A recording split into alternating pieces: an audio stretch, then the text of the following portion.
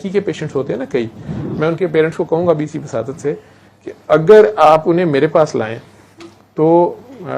For God sake उनके सामने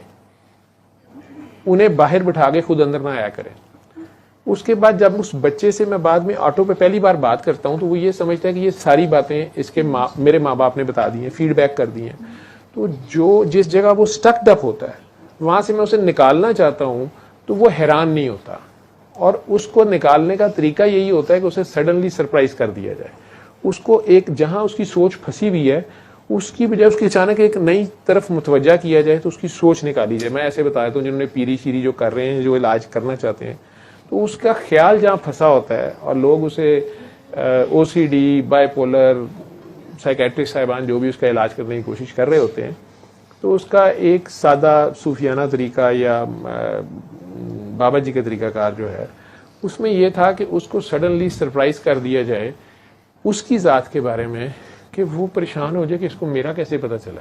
ये मेरे बारे में इतना कंसर्न, इसको मेरी बात कर रहा है और ये कौन सी बात इसको कैसे पता चली। तो उसको एक नई सोच अगर मिल जाए तो वो पुरानी जहाँ वो फंसा हुआ था और जहाँ वो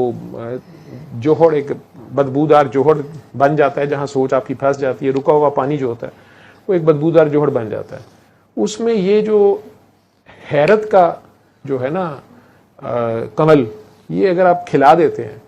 या उसको वो समझ रहा है कि वो राइट ऑफ है फैमिली की तरफ से, उसका कोई उससे प्यार करने पे तैयार नहीं, वो गुस्से में नहा ही नहीं रहा, उसे जुएं पड़ी हुई हैं, बुएं आ रही हैं, पोटी चीची से कपड़ों को लगा हुआ है और घर वाले माँ बैठी वैसे रोई जा रही है कि डॉक्टर साहब इसको जुएं पड़ गई हैं, इसके कपड़े देखें, ये नाखून देखें, डॉक्टर साहब ये पखाना लगा हुआ है, डॉक्टर साहब रोटी नहीं खाती, ये खाता है, डॉक्टर साहब मेरा बच्चा तो एमए कर रहा था, ये तो इसके हमेशा गोल्ड मेडल थे, डॉक्टर साहब ये हो गया वो हो गया, अब 5 साल हो गए इसके कमरे में नहीं जाया जाता, इतनी बू है, फलाना है।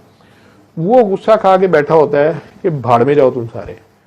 अब उस बंदे के लिए आप पहले अंदर आके सारी मुझे कहानियां सुनाएंगे, मैंने क्या करना, मैं डॉक्टर हूं, मुझे पता है, मैंने खुद असेस कर लेना है। लेकिन वो जब अंदर आता है तो वो ऑलरेडी मेरे बारे में शक कर रहा होता है कि ये इनके साथ मिला हुआ है। तो जब उसे मेरे पे शक आ गया, मेरी बात नहीं सुनेगा, मेरी बात उस पर कोई असर नहीं करेगी। जहां उसको मेरे पे या मेरी सिंसियरिटी पे या मेरी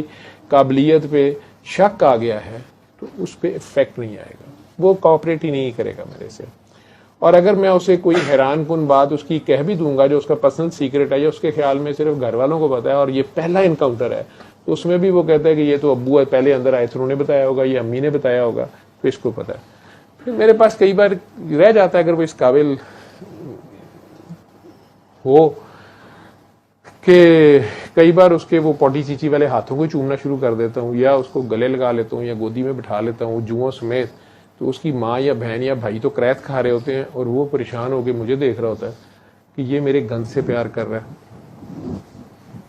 ठीक है, वो